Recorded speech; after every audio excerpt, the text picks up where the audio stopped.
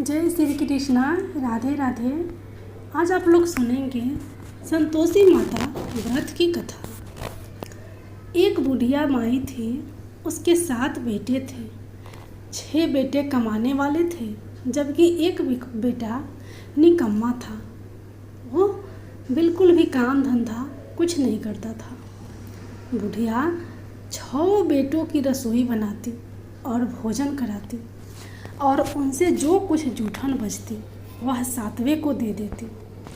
एक दिन वह पत्नी से बोला, देखो मेरी माँ को मुझ पर कितना प्रेम है।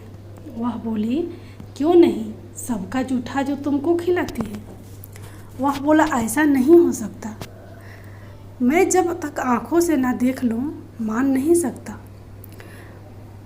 बहू हंस कर बोली, देख लोगे तब तो मानोगे। कुछ दिन बाद त्यौहार आया। घर में 7 प्रकार के भोजन और चूरमे के लड्डू बने। वह जांचने के लिए सिर दुखने का बहाना कर पतला वस्त्र सीढ़ पर ओढ़ रसोई घर में सो गया। वह कपड़े में से सब देखता रहा। 6 भाई भोजन करने आए। उसने देखा माँ ने उनके लिए सुंदर आसन बिछाया, नाना प्रकार की रसोई परोसी और आग्रह करके उन्हें जमाया। वह देखता रहा।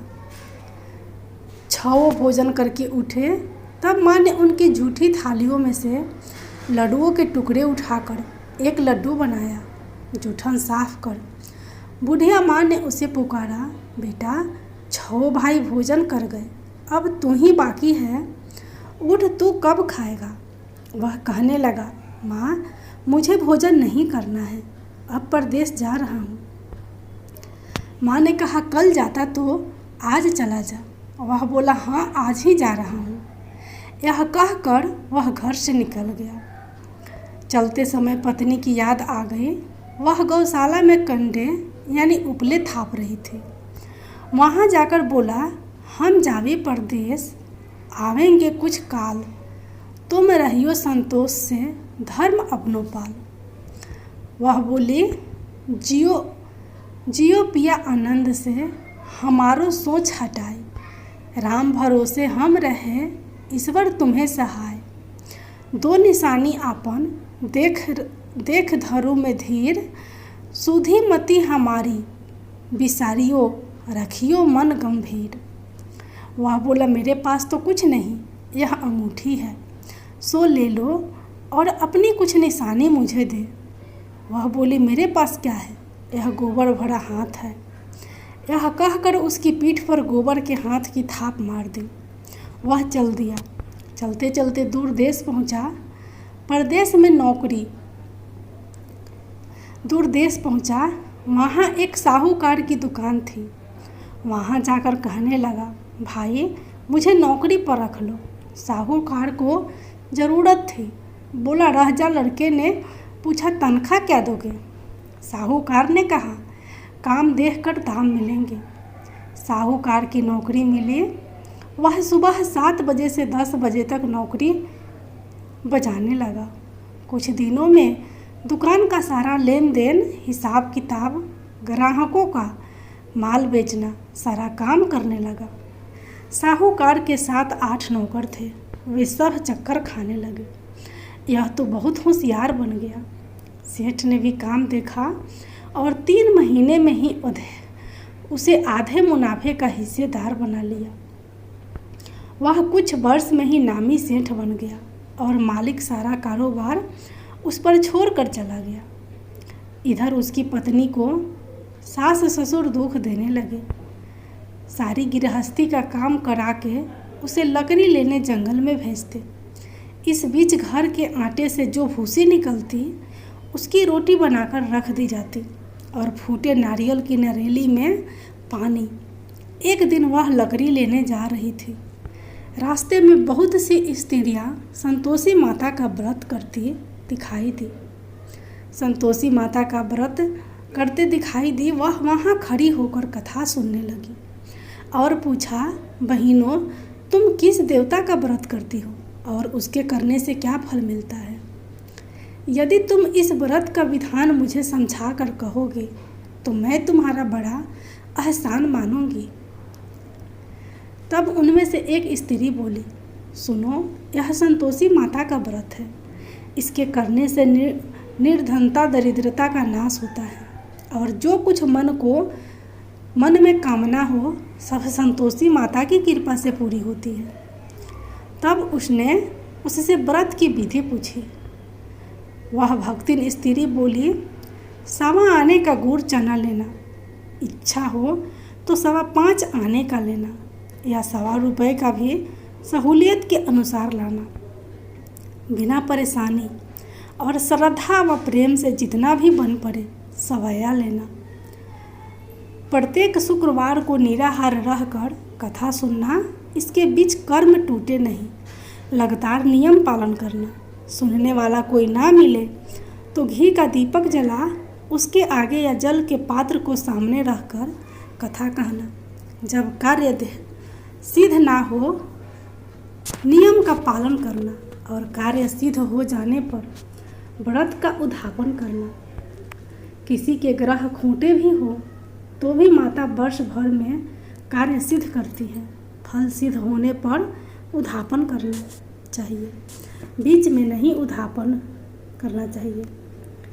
उद्यापन में 2.5 सेर आटे का खजा तथा इसी परिणाम से खीर तथा चने का साग करना। 8 लड़कों को भोजन कराना। जहाँ तक मिले देवर जेठ भाई बंधु के हो, ना मिले तो रिश्तेदारों और पास पड़ोसियों को बुलाना। उन्हें भोजन करा यथाशक्ति दक्षिणा देना। माता का नियम पूरा करना। उस दिन घर में खटाई न खाना। यह सब सुन बुढ़िया के लड़के की बहू चल दी। रास्ते में लकड़ी के बोझ को बेच दिया और उन पैसों से गुड़ चना ले आई। माता के व्रत की तैयारी कर आगे चली। सामने मंदिर देखकर पूछने लगी, यह मंदिर किसका है? सब कहने लगे, संतोषी माता का मंदिर है। यह सुनकर माता के मंदिर में जाकर चरणों में लौटने लगी। दिन हो बेनती करने लगी, माँ मैं निपट अज्ञानी हूँ, व्रत के कुछ भी नियम नहीं जानती हूँ, दुखी हूँ। हे माता जगत जननी, मेरा दुख दूर कर, मैं तेरी शरण में हूँ। माता को दया आई। एक शुक्रवार बीता कि दूसरे को उसके पति का पत्र आया और तीसरे शुक्रवार को उसका भेजा हुआ पैसा आ गया। यह देख कर जेठ जेठानी मुंह सिकोड़ने लगे। लड़के ताने देने लगे। काकी के पास पत्र आने लगे, रुपया आने लगा, अब तो काकी की खातिर बढ़ेगी। बेचारी सरलता से कहती, भैया कागज आवे रुपया आवे, हम सबके लिए अच्छा है। ऐसा कहकर आंखों में आंसू भरकर संतोषी माता के मंदिर में आ जाती। माँ तेश्वरी के चरणों में गिरकर रोने लगी। माँ मैंने तुमसे पैसा कब मांगा है? मुझे पैसे से क्या काम है? मुझे तो अपने सुहाग से काम है। मैं तो अपने स्वामी के दर्शन मांगती हूँ। तब माता ने प्रसन्न होकर कहा, जा बेटी तेरा स्वामी आएगा। यह सुनकर खुशी से बावली होकर घर में जा काम करने लगी। अब संतोषी माँ विचार करने लगी, इस भोली पुत्री को मैंने कह तो दिया कि तेरा पति आएगा, लेकिन कैसे? वह तो इसे सपने में भी याद नहीं करता। उसे याद दिलाने को मुझे ही जाना पड़ेगा। इस तरह माता जी उस बुढ़िया के बेटे के पास जा सपने में प्रकट हो कहने लगी, साहूकार के बेटे सो रहा है या जगता है? वह कहने लगा, माता सोता भी नहीं जागता भी नहीं हूँ। क्यों, क्या आज्ञा है? माँ कहने लगी, तेरे घर बार कुछ है कि नहीं? वह बोला, मेरे पास सब कुछ है, माँ बाप है, बहू है, क्या कमी है? माँ बोली, भोले पुत्र तेरी बहू घोर कष्ट उठा रही है, तेरे माँ बाप उसे परेशानी दे रहे हैं, वह तेरे लिए तरस रही है, तू उसकी सुध ले। वह बोला, माता जी यह तो मालूम है, परंतु जाऊं तो कैसे? परदेश की बात है, लेन देन का कोई हिसाब नहीं, कोई जाने का रास्ता नहीं आता, कैसे चला जाऊं? माँ कहने लगी, मेरी बात मान, सवेरे नहा धोकर संतोषी माता का नाम ले, घी का दीपक जला, दंडवत कर दुकान पर जा बैठ। जमा का माल बिक जाएगा, सांझ होते होते धन का भारी ढेर लग जाएगा। अब बूढ़े की बात मानकर वह नहा धोकर संतोषी माता को दंडवत घी का दीपक जला दुकान पर जा बैठा। थोड़ी देर में देने वाले रुपया लाने लगे, लेने वाले हिसाब लेने लगे। कोठे में भरे सामान के खरीदार नगद दाम से सौदा करने लगे। शाम तक धन का भारी ढेर लग गया। मन में माता का नाम ले, चमत्कार देख, प्रसन्न हो, घर ले जाने के वास्ते गहना कपड़ा सामान खरीदने लगा। यही काम से निपट तुरंत घर को रवाना हुआ। उधर उसकी पत्नी जंगल में लकड़ी लेने जाती है। लौटते वक्त माता जी के मंदिर में विश्राम करती। वह तो उसके प्रतिदिन रुकने का जो स्थान ठहरा। धूल उड़ती देख वह माता से पूछती है, हे माता, यह धूल कैसे उड़ रही है? माता कहती है, हे पुत्री, तेरा पति आ रहा है। अब तू ऐसा कर, लकड़ियों के 3 बोझ बना ले। एक नदी के किनारे रख और दूसरा मेरे मंदिर पर, वह तीसरा अपने सिर पर। तेरे पति को लकड़ियों का गट्टर देख मोह पैदा होगा। वह यहाँ रुकेगा, नाश्ता पानी खाकर माँ से मिलने जाएगा। तब तू लकड़ियों का बोझ उठाकर जाना और चौक में गट्टर डालकर जोर से आवाज़ देना, आवाज़ लगाना, लो सासू जी लकड़ियों का गट्टर लो, भूसी की रोटी दो, नारियल के खोपड़े में पानी दो, आज मेहमान कौन आया है।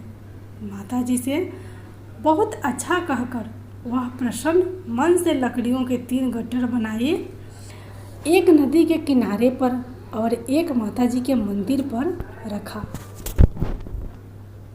इतने में मुसाफिर आ पहुंचा। सूखी लकड़ी देख उसकी इच्छा उत्पन्न हुई कि हम यहीं पर विश्राम करें और भोजन बनाकर खा पीकर घर जाएं। इसी तरह रुककर भोजन बना विश्राम करके गांव को गया। सबसे प्रेम से मिला। उसी समय सिर पर लकड़ी का गट्टर लिए वह उतावली सी आती है। लकड़ियों का भारी बोझ आंगन में डालकर जोर से 3 आवाज़ देती है, लो सासू जी लकड़ियों का गट्टर लो, भूसी की रोटी दो, आज मेहमान कौन आया है। यह सुनकर उसकी सास बाहर आकर अपने दिए हुए कष्टों को भुलाने हेतु कहती है, बहू ऐसा क्यों कहती है, तेरा मालिक ही तो है, तेरा मालिक ही तो आया है। आ बैठ, मीठा भात खा, भोजन कर, कपड़े गहने पहन। उसकी आवाज़ सुन उसका पति बाहर आता है। अंगूठी देख व्याकुल हो जाता है। माँ से पूछता है, माँ यह कौन है। वह बोली, बेटा यह तेरी बहू है। जब से तू गया है सब तब से सारे गांव में भटकती फिरती है। घर का काम काज कुछ करती नहीं, 4 पहर आकर खाना खा जाती है। वह बोला, ठीक है माँ, मैंने इसे भी देखा और तुम्हें भी। अब दूसरे घर की ताली दो, उसमें रहूँगा। माँ बोली, ठीक है, जैसी तेरी मर्जी। तब वह दूसरे मकान की 3री मंजिल का कमरा खोल सारा सामान जमाया। एक दिन में राजा के महल जैसा ठाठ बाट बन गया। अब क्या था, बहू सुख भोगने लगी। इतने में शुक्रवार आया। शुक्रवार आया। उसने पति से कहा, मुझे संतोषी माता के व्रत का उद्यापन करना है। पति बोला, खुशी से कर लो। वह उद्यापन की तैयारी में लगने लगी। जिठानी के लड़कों को भोजन के लिए कहने गई। उन्होंने मंजूर किया, परंतु पीछे से जिठानी लड़कों को भोजन के लिए कहने गई। उन्होंने मंजूर किया, परंतु पीछे से जिठानी ने अपने बच्चों को सिखाया, देखो भोजन के समय खटाई मांगना, जिससे उसका उद्यापन पूरा ना हो और संतोषी माता रुष्ट जाए। लड़के जिमने आए, खीर खाना पेट भर खाया। परंतु बाद में खाते ही कहने लगे, हमें खटाई दो, खीर खाना हमको नहीं भाता, देखकर अरुचि होती है। वह कहने लगी, भाई खटाई किसी को नहीं दी जाएगी, यह तो संतोषी माता का प्रसाद है। लड़के उठ खड़े हुए, बोले पैसे लाओ। भोली बहू कुछ नहीं जानती थी, उन्हें पैसे दे दिए। लड़के उसी समय हट करके इमली खटाई ले खाने लगे। यह देखकर बहू पर माताजी ने कोप किया। राजा के दूत उसके पति को पकड़ कर ले गए। जेठ जेठानी मन माने वचन कहने लगे, लूट लूट कर धन इकट्ठा कर लाया है, अब सब मालूम पड़ जाएगा जब जेल की मार खाएगा। बहू के यह सहन नहीं हुए। रोती हुई माताजी के मंदिर गई, कहने लगी, हे माताजी, तुमने क्या किया? हंसाकर अब भक्तों को रुलाने लगी। माता बोली, बेटी तूने उठापन करके मेरा व्रत का भंग किया है। वह कहने लगी, माता मैंने कुछ अपराध किया है, मैंने तो भूल से लड़कों को पैसे दिए थे, मुझे क्षमा करो, मैं फिर तुम्हारा उद्धापन करूंगी। माँ बोली, अब भूल मत करना। वह बोली, अब भूल नहीं होगी, अब बताओ वे कैसे आएंगे। माँ बोली, जा पुत्री, तेरा पति तुझे रास्ते में आता मिलेगा। वह निकली, राह में पति आता मिला। वह पूछी, कहाँ गए थे? वह कहने लगा, इतना धन कमाया है, उसका टैक्स राजा ने मांगा था, वह भरने गया था। वह प्रसन्न हो बोली, भला हुआ, अब घर को चले। कुछ दिन बाद फिर शुक्रवार आया। वह बोली, मुझे फिर माता का उद्धापन करना है। पति ने कहा, करो। बहू फिर जेठ के लड़कों को भोजन के कहने गई। जेठानी ने एक दो बातें सुनाई और सब लड़कों को सिखाने लगी, तुम सब लोग पहले ही खटाई मांगना। लड़के भोजन से पहले कहने लगे, हमें खीर नहीं खानी, हमारा जी बिगड़ता है, कुछ खटाई खाने को दो। वह बोली, खटाई किसी को नहीं मिलेगी, आना हो तो आओ, वरना मत आओ। वह ब्राह्मण के लड़के लाकर भोजन कराने लगी। यथाशक्ति दक्षिणा की जगह एक एक फल उन्हें दिया। संतोषी माता प्रसन्न हुई।